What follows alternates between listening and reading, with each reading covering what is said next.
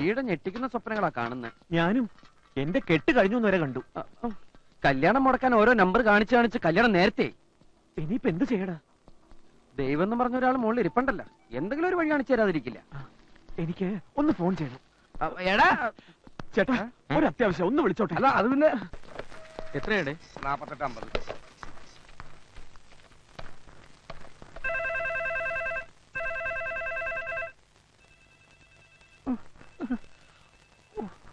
എന്താശാന ഇതെല്ലാം നടക്കോ? റിങ് ചെയ്യുന്നുണ്ട്, എടുക്കുന്നില്ല.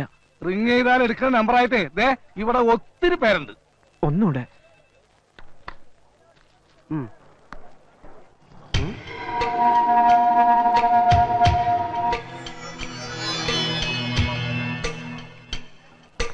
കിട്ടുന്നില്ല. അതിന് വിളിച്ച സ്ഥലത്ത് ഫോൺ വേണം. ഫോൺ എടുക്കുന്നില്ല. എനിക്കൊന്ന് ഫോൺ ചെയ്യണം.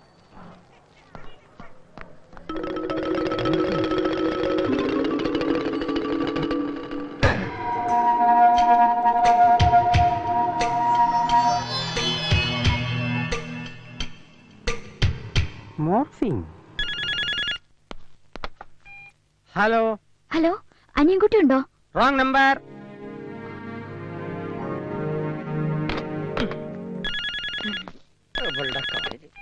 റോങ് നമ്പർ ആണെന്ന് പറഞ്ഞല്ലേ? താനെന്തിനാ ചൂടാവണേ? ഓ, അനിയൻകുട്ടി ആയിരുന്നോ? എന്റെ പൊന്ന് അനിയൻകുട്ടി, ആ പെണ്ണ് എനിക്ക് സ്വൈരം തരുന്നില്ല. 24 മണിക്കൂറിനുള്ളിൽ 240 തവണ ഫോൺ ചെയ്യും. അവളും അടുത്ത് പിന്മാറിയില്ലല്ലേ? എവിടെ?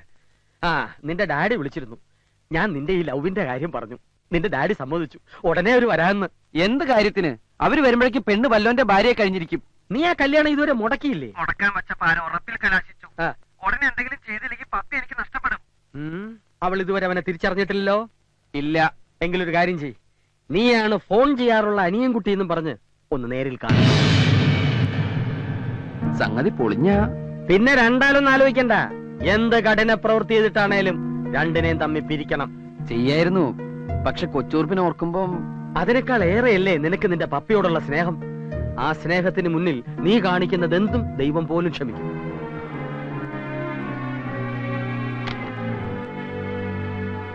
ആദ്യം അവളെ ഒന്ന് കാണാം.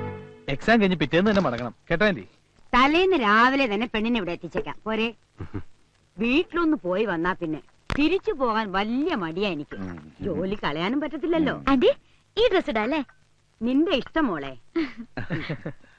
ഇന്നിവക്ക് എന്തു പറ്റി? അല്ലെങ്കിൽ ബാംഗ്ലൂർക്ക് പോണ കാര്യം പറയുമ്പോ എന്നെ കെട്ടിപ്പിടിച്ച് കരയുന്ന പെണ്ണാ. ഈ എക്സാം കൂടി കഴിഞ്ഞാ പിന്നെ അങ്ങോട്ട് പോകണ്ടല്ലോ എന്ന് കരുതിയിട്ടായിരിക്കും. ഏയ്, കല്യാണം ഉറപ്പിച്ചതിന്റെ സന്തോഷമായിരിക്കും. അവൾക്ക് കല്യാണക്കാര്യത്തിന് താല്പര്യമില്ലായിരുന്നു, നിർബന്ധിച്ച് സമ്മതിപ്പിച്ചു. നോക്കിട്ട് വരാം.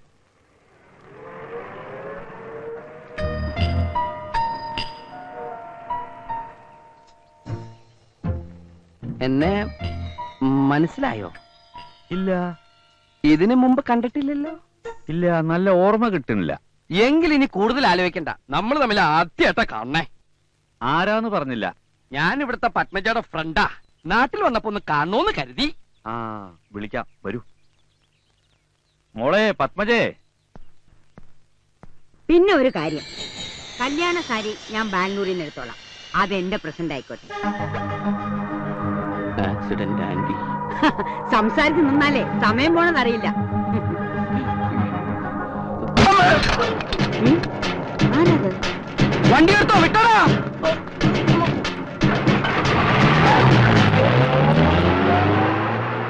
അയാളെവിടെ പോയോ? ആരാച്ചാ വന്നത്? ഇവളെ കാണാന്ന് പറഞ്ഞു വന്നതാ. എന്നെ കാണാനോ? പിന്നെന്തിനാ അവൻ ഓടിയത്? ഇനി വല്ല കള്ളനുമായിരിക്കോ? ഒരു കള്ള ലക്ഷണം അവനുണ്ടായിരുന്നു. ആരെങ്കിലും ആവട്ടെ മോളെ, നമുക്ക് ട്രെയിനിന് സമയമായി, ഇറങ്ങാം. ആ കൊച്ചുകുറുപ്പിനെ കണ്ടില്ലല്ലോ. വരും മുതലാളി, വരും.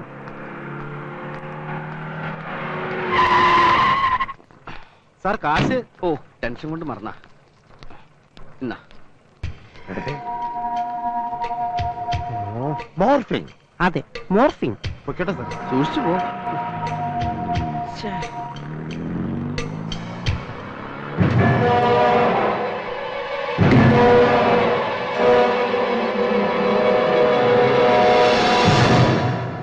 അവന്റെ മുഖം മൂടി വലിച്ച് കീറുപോയില്ലേ? അവിടെ എന്നോടാണോ?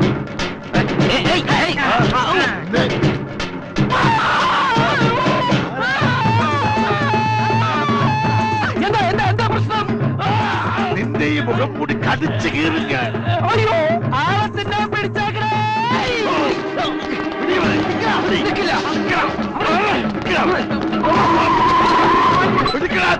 അവൻ നിൽക്കുന്നില്ല മുതലാളി. നോക്കി നിൽക്കാൻ അവരെ പിടിയണ പട്ടികളെ. രാജന്മാർ വരണ്ടേ.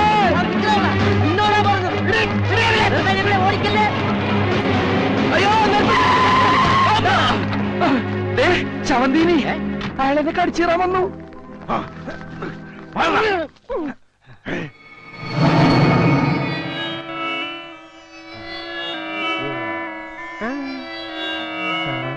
കളിച്ച് കളിച്ച് ഇയാൾ മേലുപദ്രവം തുടങ്ങിയോ? ആ നീ വണ്ടി കയറ്, ഇറങ്ങി കാര്യം മുടക്കണ്ട. എങ്ങട് കല്യാണ ഡ്രസ് എടുക്കാൻ കേറുന്നടാ.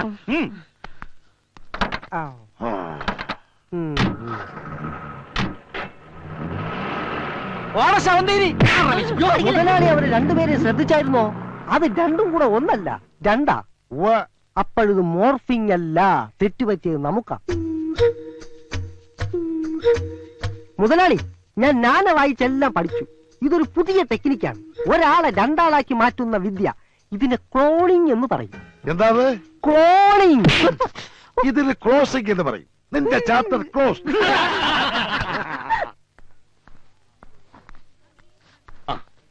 ഇത് കൊള്ളാം. ഇതൊരു ജോഡി എനിക്കെടുത്താലോ?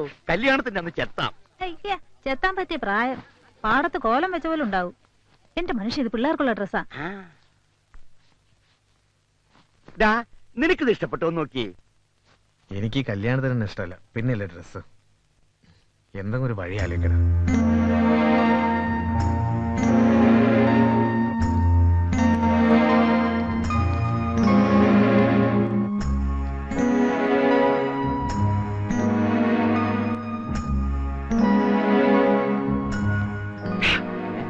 എന്താടാ? അച്ഛനല്ല നീ ഒന്നും എടുക്കുന്നില്ലേ? അത് ഞാൻ എന്താടാ?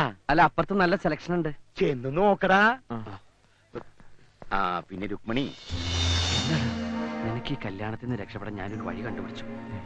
അല്പം സാഹസമാണ്, റിസ്ക് ഉണ്ട്, എന്നാലും പറയാം. പറയടാ. കല്യാണത്തിന്റെ രാവിലെ ഇവിടുന്നുള്ള ഫസ്റ്റ് ട്രെയിനിൽ നീ ഒളിച്ചോടുന്നു. ബാംഗ്ലൂരിലുള്ള എന്റെ വീട്ടിൽ നീ എത്തുന്നു. അവിടെ ചെന്ന് നീ നിന്റെ പത്മജിയെ കണ്ടെത്തുന്നു. എന്താ ആലോചിക്കണേ? നിന്റെ അച്ഛൻ്റെ അമ്മയുടെയും കാര്യം ഓർത്തിട്ടാണോ? അവരെങ്ങനെയെങ്കിലും പിന്നീട് പറഞ്ഞ് ആശ്വസിപ്പിക്കാം. പക്ഷേ പുതിയൊരു ജീവിതവും സ്വപ്നം കണ്ട് മണ്ഡപത്തിലേക്ക് അണിഞ്ഞൊരുങ്ങി വരുന്ന ആ പെണ്ണിനോട് ഞാൻ ചെയ്യുന്ന ഏറ്റവും വലിയ ക്രൂരതയല്ലട ഈ ഒളിച്ചോട്ടം. ഞാനൊന്ന് പറഞ്ഞോട്ടെ ഇഷ്ട. പെണ്ണ് മണ്ഡപത്തിലെത്തും, നിന്നെ കാണാതെ അവിടെ ഒരു സ്ഫോടനം ഉണ്ടാകുകയും ചെയ്യും. അപ്പോഴാണ് എന്റെ എൻട്രി. നിനക്ക് വേണ്ടി ഞാനൊരു ത്യാഗം ചെയ്യും. ഞാൻ അവളെ കിട്ടും. നിന്നെക്കാളും ഒട്ടും മോശമല്ലാത്ത എന്നെ സ്വീകരിക്കാൻ അവളുടെ ബന്ധുക്കൾ തയ്യാറാകും. അപ്പൊ നിന്റെ പപ്പി? പപ്പി കുപ്പിയാ. ഇന്നലെ കണ്ട പപ്പിയേക്കാൾ എനിക്ക് വലുത് നീയാടാ. എല്ലാം നിനക്ക് വേണ്ടിയാ. നിന്നോടുള്ള ആത്മാർത്ഥ കാരണ, സ്നേഹം കാരണ. ഇതിനൊക്കെ പകരം ഞാൻ എന്താടാ ചെയ്യാ? നിന്നെ പോലെ ഒരു കൂട്ടുകാരനെ കിട്ടിയതാ എന്റെ ഏറ്റവും വലിയ ഭാഗ്യം. അത് നിനക്ക് എപ്പോഴെങ്കിലും ബോധ്യാവും. അല്ല, അത് നിനക്ക് ഇപ്പോഴെങ്കിലും ബോധ്യമായല്ലോന്ന്. ഇതെങ്ങനെയുണ്ട്?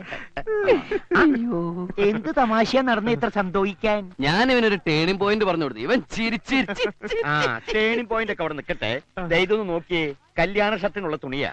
നീ നോക്കിക്കേ. ഇഷ്ടപ്പെട്ടോ? മുറിക്കാനാ? നിനക്ക് ഇഷ്ടപ്പെട്ടോടാ? എത്രയാ നിന്റെ അളവ്? എത്രയാ? 2.5 മീറ്റർ ഫുൾ കൈ. നീ എന്തിന് എല്ലാ കാര്യം അവനോട് ചോദിക്കണേ? കെട്ടാൻ പോണതവനാണോ? അച്ഛനെല്ലാം അറിഞ്ഞു തോന്നണേ. മിണ്ടാതിരിയുടെ പട്ടി, അത് നമുക്കെല്ലാം അറിയൂ.